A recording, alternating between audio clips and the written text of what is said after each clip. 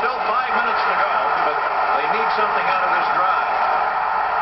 It was kind of a nervous feeling, knowing, what was at stake. And we're just all standing in the huddle, and there was a timeout, and you look out the back of the end zone, and all the cameras and photographers and everybody was aimed right in our huddle.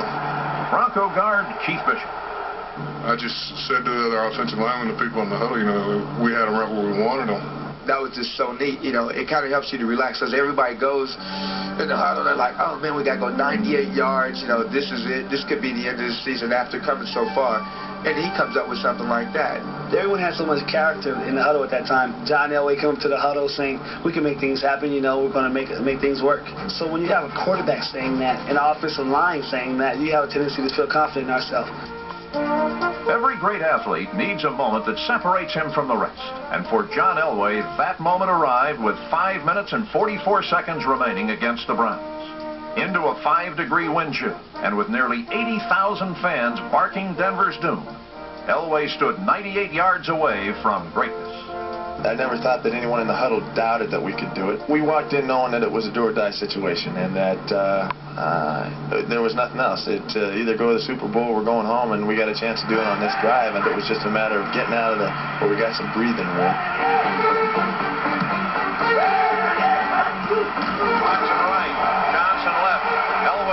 Zone and throwing it, it's complete. Winder dives out to the 7-yard line. On 70! Elway's dropped the play fake, runs up in the pocket, running left, John's across the 20 and out to the 26-yard line, has the first down. Come on, guys! Come on, stick it to him, baby! Stick it to him! 3 minutes to go. Elway to pass on first down. The pass for Sewell. Got it and keeps it at the 48-yard line, and was he hammered? When Steve Sewell caught the pass and put us about midfield, I thought then that we had an excellent chance because we still had plenty of time. 17 waggle right. And whenever you get in that position, you feel like that you can go 40 or 50 yards to score in that short a period of time. Denver was on such a roll that even the anxious moments only added to the drama. Elway running up in the pocket and sacked at the 48-yard line. Broncos may have to spend a timeout here. They will. They have one timeout left. They are at the Cleveland 48-yard line.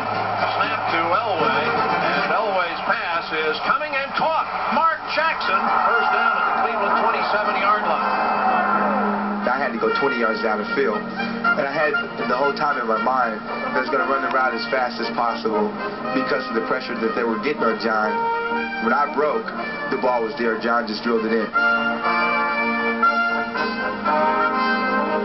Elway had entered the magic realm that few athletes enter. He was doing whatever he wanted, and the Browns were merely spectators to their own fate. Cleveland head coach Marty Schottenheimer. I don't think blitzing them would necessarily have changed what transpired because number 7 with the ball in his hand got on a roll. John, as the great quarterbacks will do, got hot.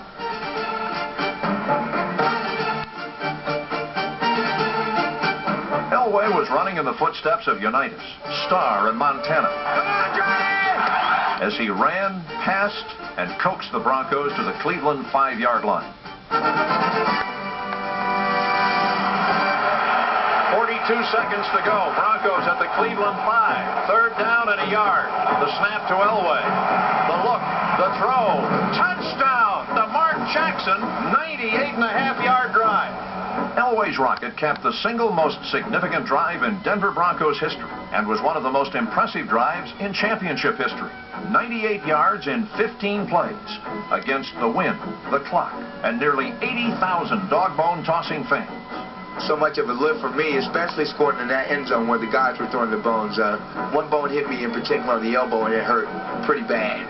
And I don't know if you've ever gotten hit by a bone from the 8th row, but I was thinking about that the whole game, But when I scored, I don't usually jeer at the crowd, but I had to give them a little bit of my happiness, and of course they responded.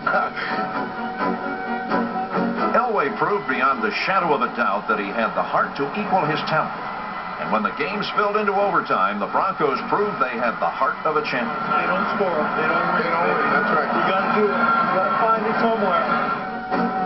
On 3 plays, Denver turned back Cleveland's only possession, giving the ball back to Elway. The rest is, as they say, history. Elway dropping on second down, getting some blitz and throwing it up the right side. Mobley across the 50. Now you hear the crowd. 3rd and 12 at the 50. Steps up in the pocket, and here comes the pressure. John's on the run. He's at the 50. Throws the ball upfield. Fingertip catch at the Cleveland 22-yard line by Watson. After 6 months of dreaming, Super Bowl reality rode on the foot of place kicker Rich Carlos.